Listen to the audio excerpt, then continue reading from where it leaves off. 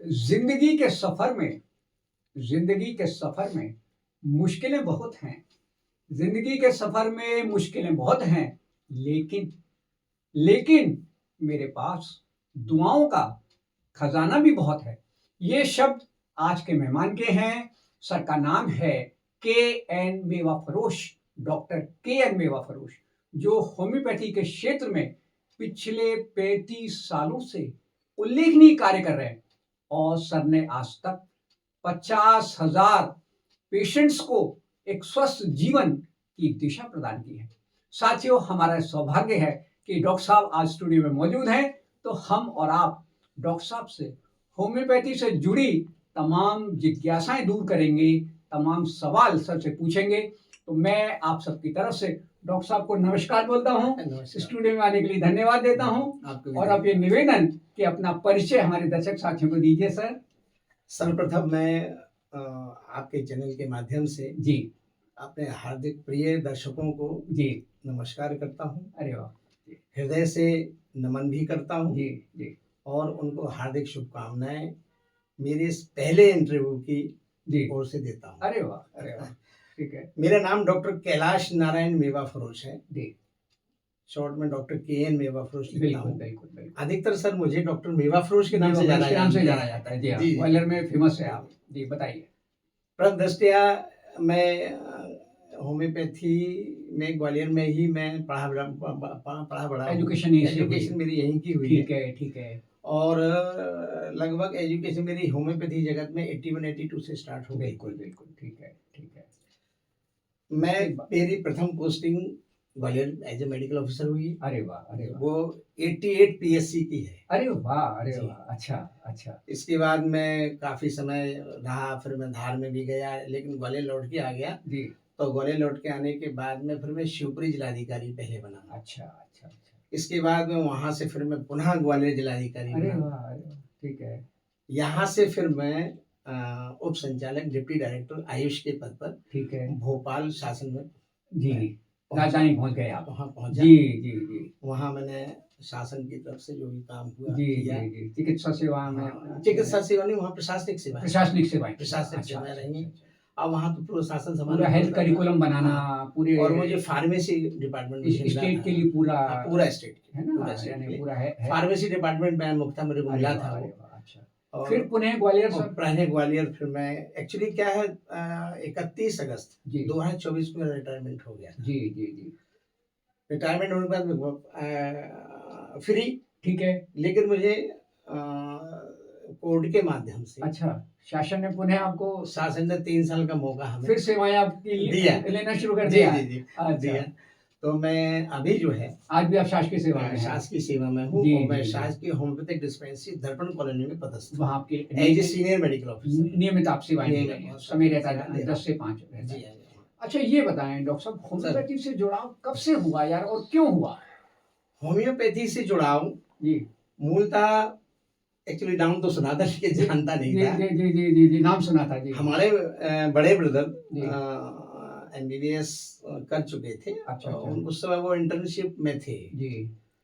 तो प्रोफेशनल का ज्ञान था, ठीक है, डॉक्टर का हिसाब किताब भी था जी, कि डॉक्टर किसे कहते हैं, क्या है क्या नहीं है, आगे सर्विसेज क्या है। जी, और आगे चूंकि वो डॉक्टर थे, इसलिए मुझे मेरा शौक बड़ा प्रबल, मुझे डॉक्टर मेडिकल लाइन में बना, मुझे डॉक्टर बनना। अच्छा, होम्योपैथी से क्यों जुड़े आप? और होम्योपैथी से इसलिए कि हमारे ब्रदर जी जो ट्रीटमेंट करते थे, अच्छा, तो कई पेशेंट ऐसे लौट के आते थे उनको क्रोनिक डिसीज से फायदा कम होता था। अच्छा, तो मैं उनसे पूछा करता था जी, तो मुझे उन्होंने गाइड किया, लेकिन मैं संतुष्ट नहीं हुआ। ठीक है, इसके बाद मैंने उस समय इंटर तो था नहीं, ठीक है, बीएससी पार्ट 1 किया एसएलपी कॉलेज मुरार से, ठीक है, तो सीधा डायरेक्ट एडमिशन मैंने होम्योपैथी में ही लिया। हम चलो ये शाखा अब अपना ही जाए, ठीक है, तो इस वजह से रुझान हुआ जी, पढ़ाई की जी। मैंने पहले डीएचबी किया जी, इसके बाद मैंने डीएचएमएस किया है जी।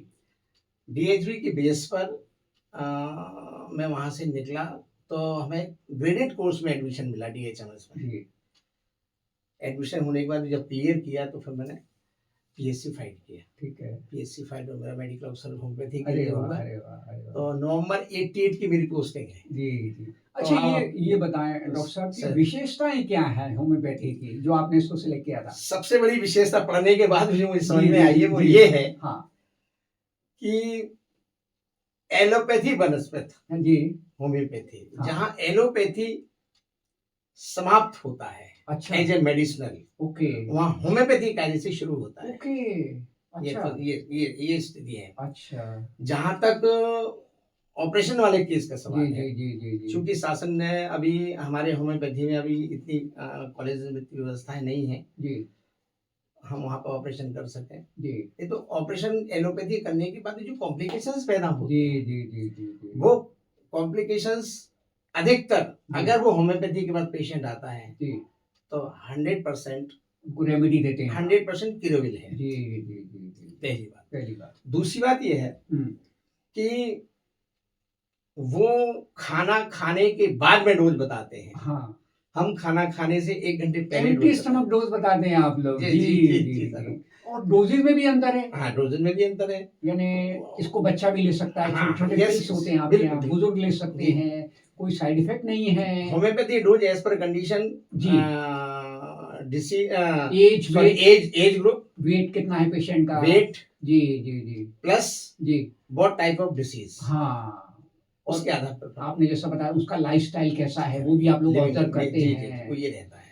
यानी रोग तो करते ही है, जी, जी। उसकी कंडीशन और सिम्टम्स को और भी आप स्टडी करते हैं, लाइफस्टाइल को आप स्टडी जी, करते हैं। और एक और विशेषता इसमें है, वो जी। ये है जी कि लोगों की भ्रांति है जी कि होम्योपैथी में केस पहले बढ़ता है। जी ये बिल्कुल गलत भ्रांति है। जी। बिल्कुल नहीं बढ़ता है। ठीक है। अगर फिजिशियन हाँ, अकॉर्डिंग टू सिम्टम बिल्कुल बिल्कुल बिल्कुल।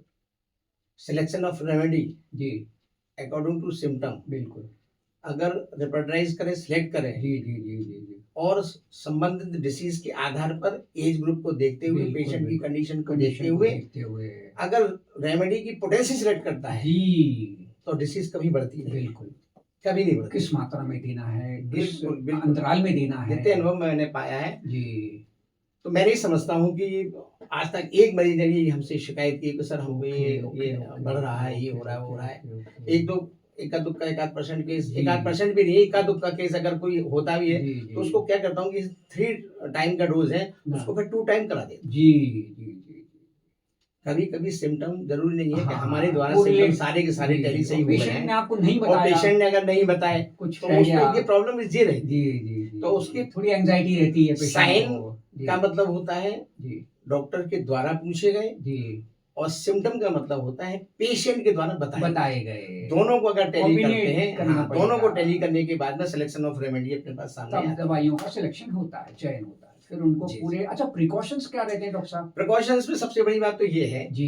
कि प्रिकॉशन है कंडीशनल। अच्छा, जैसे? सबसे पहला प्रिकॉशन तो ये है कि हमेशा दवाई खाली पेट लेनी चाहिए। अच्छा, खाने के आधे घंटे 1 घंटे पहले या ठीक है। खाने के 1 घंटे बाद। ठीक है ठीक है। उसकी वजह ये है जी कि जैसे अपन दवाई देते हैं जी और आपने तुरंत खाना खा लिया, जी तो खाना खाने के बाद जो उसका डाइजेशन होता है उसकी एनर्जी इतनी तेज होती जी है जी जी जी जी कि आदमी खाना खा के सो जाता है। जी जी जी। यानी कहते हैं दोपहर में आराम करना हाँ, है, राइट, वो सो राइट। जाता है। Okay okay okay. बट हमारी दवाई की पोटेंसी जी। एनर्जेटिक तो है, लेकिन कंपैरिजन फूड के खाने के इतनी असरकारक नहीं होती। उस खाने की वजह से वो उसकी पोटेंसी दब जाती है, ओके। इसलिए वो डिफरेंस बताते हैं। बिल्कुल। और ज्यादातर खाली पेट ही हमारी मेडिसिन फायदा करती जी है, जी। क्योंकि उसको पूरा टाइम मिल ट्रैक जाता है, मिलता है पूरा। मेटाबॉलिक क्रिया को संभालते पूरी हुए सारे शरीर सिम्टम में। एवोपरेट हो जाती है। हाँ। दवाई खिलाई नहीं, हाँ। फायदा शुरू फायदा या शुरू असर हुआ। करना शुरू हुआ। ठीक है। अच्छा, इसके अलावा एक तो ये इसके होगा। अलावा दूसरा एक और है, जी बताएं। एक और भ्रांति है होम्योपैथी जगत हाँ, में। वो कच्ची प्याज वगैरह। डॉक्टर्स क्या समझाते हैं मुझे, हाँ। मैं किसी पर जी, टिप्पणी जी, नहीं जी, करना नहीं, चाहता। नहीं, मेरा अपना एक्सपीरियंस बताएं, होता है, ये मेरा खुद का स्टेटमेंट है सेकंड प्रिकॉशन कि किसी भी प्रकार की प्याज, अच्छा, लहसुन, अगरबत्ती, खुशबू वाली चीजें अवॉइड करना है। नहीं, अच्छा बिल्कुल नहीं करना है। अच्छा।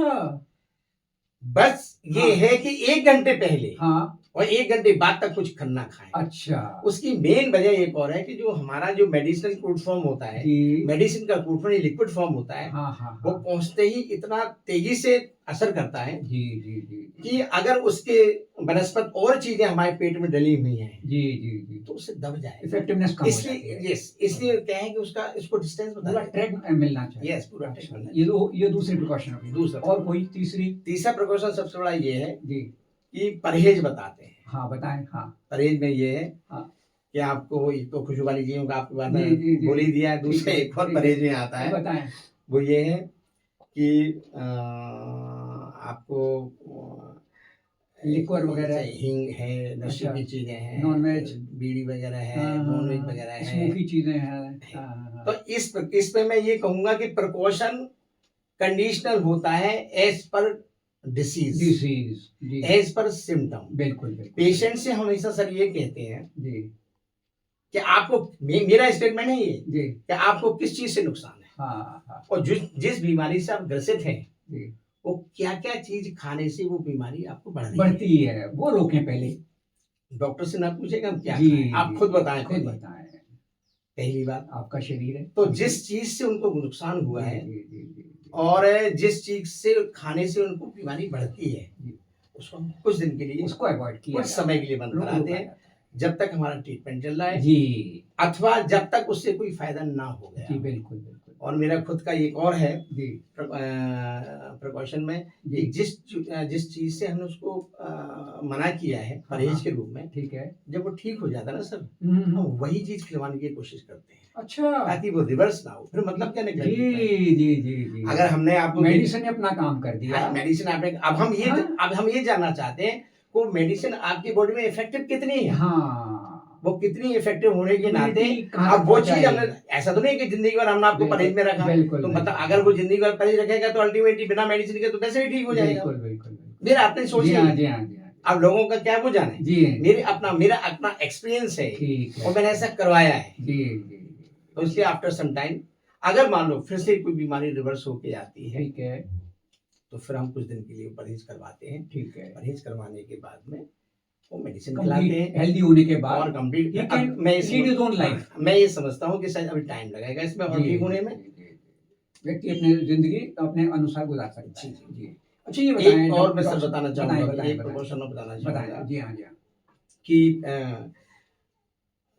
जो मेडिसिन कहते हैं कि सर ये देर से फायदा करता है। अच्छा। हाँ, स्लो की वजह से ये बड़ी भ्रांति है, बहुत भ्रांति है वो। इससे मैं सहमत, वो दूर कीजिए। मैं बिल्कुल दूर करूंगा अपने एक्सपीरियंस से। बताइए। हाँ। कि मेडिसिन कभी भी लेट फायदा नहीं करती है जी। उसका मेन आधार ये है case taking by the physician. अच्छा, अगर डॉक्टर के द्वारा केस टेकिंग प्रॉपर की जाती है जी, प्रॉपर साइन और सिम्टम लिए जाते हैं, तो स्टेप बाय स्टेप क्यों, और इतनी जल्दी फायदा करती है कि दीदी मिनट तो बहुत बड़ी बात है जी, सेकंड, हम 10 सेकंड में फायदा दे सकते हैं। अच्छा, but selection remedy according to symptom, उसके लिए आपके जैसा 35 साल का एक्सपीरियंस भी तो होना चाहिए डॉक्टर साहब। मैं तो नहीं कहूंगा कि मेरे जैसा, लेकिन मैं लंबा अनुभव होना चाहिए, और कुछ नहीं है। शुरुआत के दिनों में अगर हमने केस टेकिंग ढंग से पढ़ ली जी, और उस पर ध्यान दे लिया, और सिम्टमों पर ध्यान दे लिया, साथियों उससे अपन शेयर कर रहे हैं, तो वो चीज फिर अपने को फायदा करता है। अच्छा, ये बताएं डॉक्टर साहब, जो सर्दी का मौसम चल रहा है सर, इसमें व्यक्ति को क्या ध्यान देना चाहिए? सबसे बड़ी बात तो ये है कि हर पेशेंट का, हर आदमी का एक अपना एक आदत, बुजुर्ग जवान, एक आदत होती है। क्या सर्दी सावधानियां, तो ये है कि सबसे पहले जिनका शरीर की तासीर ठंडी है, अच्छा, उन्हें ठंडी चीजें नहीं खाना चाहिए। सबसे पहले बात, अच्छा, गाजर है, खीरा है, मूली है, विभिन्न प्रकार की सलाद है, अच्छा, और जो अस्थमेटिक हैं उनको भी नहीं लेना चाहिए, जिनको कफ कोल्ड रहता है उनको भी नहीं लेना चाहिए। बच्चा, युवा, बुजुर्ग, सभी के लिए, ठीक है। एक बात दूसरा ये है कि विंटर सीजन में जी, अपन लोग अंदर रहते हैं जी, और रहने के बाद में एकाएक बाहर निकल जाते हैं, तो ठंड का प्रकोप, तो टेम्परेचर का अंतर है, सर्द गर्म का, आप अंदर बैठे हुए हैं, गर्म है, बाहर तापमान निकलोगे अलग है, कोल्ड तो रहेगी, बाहर का तापमान अलग है इफेक्टिव होता है। जी। और फिर ये उनकी आदत के ऊपर है कि किसको छींके आ रही, कफ किसको हो रहा है, कोल्ड किसको हो रहा है, ये हर चीजें व्यक्ति का शरीर का कंपोजिशन अलग है। तो सबसे पहले तो विंटर में ये ध्यान रखें, अपने गर्म कपड़ों का ध्यान रखें, ठीक है खान पान का ध्यान रखें जी, गर्म चीजें लें गर्म चीजें लें और बाहर जाएं तो और कवर बाहर होके जाएं जाएं, तो कवर होके जाएं, ताकि ये जो शीत लहर है जी जी ये आपको वो ना करे, ग्रसित ना कानमान करे। बांध करके कानमान जाएं, बांध कर जाएं। ज्यादा सुबह कौन सूट पहनता है, जी कौन सा जी जी स्वेटर तो जी डालें, जी जी जी गाउन पहने, जी हाँ जी ऐसे हाँ करके जी। जो जिसके पास व्यवस्था है वो उस हिसाब से है, सावधानियां पूरी बरतें जी, ये तो रोग आपके पास नहीं आएगा जी नहीं आए जी। अच्छा, हमारे जो दर्शक साथी आपको देख रहे हैं उनके लिए आपका क्या संदेश है डॉक्टर साहब?